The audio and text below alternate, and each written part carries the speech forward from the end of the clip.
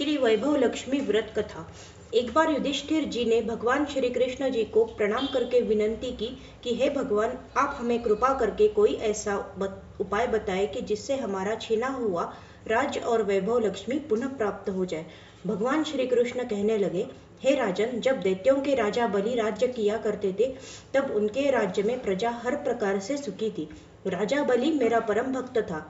राजा बलि ने एक बार 100 अश्वमेध यज्ञ करने की प्रतिज्ञा की। जब 99 अश्वमेध यज्ञ वह कर चुके, केवल एक अश्वमेध यज्ञ करना ही बाकी था, उस समय राजा इंद्र को अपना सिंहासन छीन जाने का भय हुआ। अगर बलि राजा 100 अश्वमेध यज्ञ पूरे करते तो वह इंद्र के सिंहासन पर अधिपत्य पा सकते थे।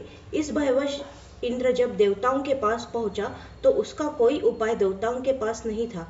इस कारण सभी देवता राजा इंद्र को साथ लेकर क्षीर सागर में विराजमान भगवान विष्णु की शरण में गए। वहां जाकर वेद मंत्रादि से प्रभु की स्तुति की और राजा इंद्र ने अपने भय का कारण उन्हें बताया।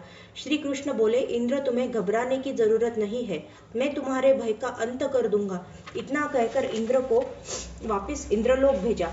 तब स्वयं विष्णु भगवान छोटे ब्राह्मण बालक का रूप धारण करके 100वां यज्ञ कर रहे राजा बलि के यहाँ पहुंचे और आवाज दी, भिक्षाम देहि। राजा बलि ने अंतिम यज्ञ के आरंभ में आए हुए बाल ब्रह्मचारी ब्राह्मण को दान देना उत्तम शगुन समझा। बलि ने कहा, हे बाल विप्र, आप भिक्षा में क्या चाहते हैं? तो वामन अवतारी विष्णु ने 3 पग धरती की भिक्षा मांगी। दान का संकल्प हाथ में लेकर श्री विष्णु ने बाल ब्राह्मण के रूप को त्याग कर विराट रूप धारण किया और एक पांव से सारी धरती नाप ली। दूसरा चरण को अंतरिक्ष नापने हेतु उठाया। फिर तीसरा चरण रखने को कोई जगह नहीं होने के कारण बलि के मस्तक पर रख दिया। इतना होने पर वामन अवतारी ने राजा बलि से वर मांगने को कहा। बलि ने कहा, कार्तिक माह के कृष्ण पक्ष की त्रयोदशी, चतुर्दशी एवं अमावस्या 3 दिन पृथ्वी पर मेरा राज्य रहे। इन दिनों सारी मानव जाति दीपावली मनाकर दीपदान पूजा करके उत्सव मनावे, वैभव लक्ष्मी का पूजन अर्चन हो, सर्वत्र वैभव लक्ष्मी का निवास हो। राजा बलि के इस प्रकार वर मांगने पर भगवान श्री विष्णु कहने लगे, बलि राजा, यह वर हमने तुमको दिया। इस दिन लक्ष्मी पूजा करने वाले के घर लक्ष्मी की प्राप्ति होती है और अंत में वह मेरे धाम को प्राप्त होता है।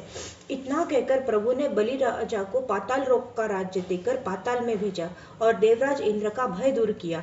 इस दिन शुक्रवार था और दीपावली केवल वर्ष में एक ही बार होगी, ऐसा विचार वहां उपस्थित महिलाओं ने अपने लिए पूछा। तो वह माँ वैभव लक्ष्मी ने स्वयं वर दिया कि शुक्रवार को विधि विधान से उनकी याद करने पर वह प्रतिव्रता और उत्तम स्त्रियों को वैभव प्रदान करेंगे। श्री कृष्ण भगवान ने फिर एक और कथा युधिष्ठिर जी को सुनाई। मणिपुर नगर में राज्य करने वाले राजा रानी दोनों बड़े धर्मपरायण थे।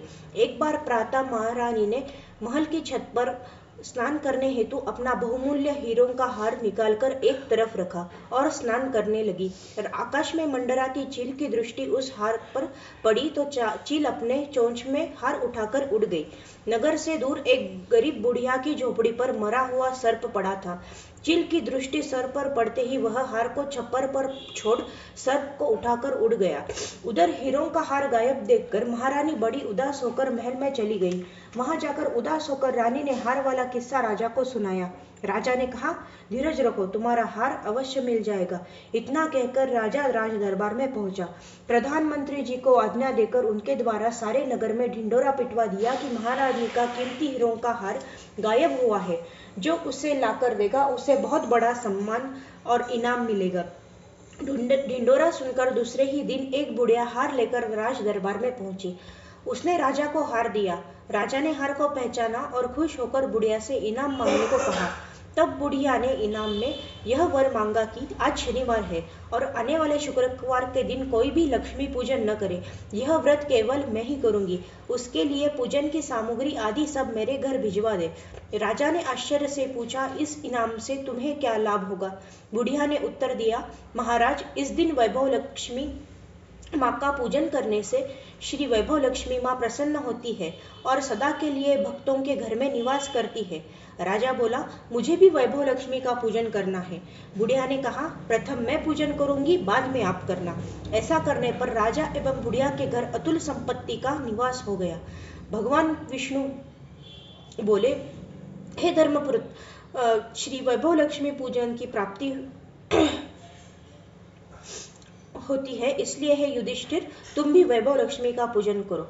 इससे तुम्हारा खोया हुआ राज तुम्हें फिर प्राप्त होगा। इस प्रकार महाराजा युधिष्ठिर व रानी द्रौपदी ने यह व्रत किया, जिसके फलस्वरूप उन्हें राज्य की पुनः प्राप्ति हुई और राज्य में सदैव खुशहाली रही।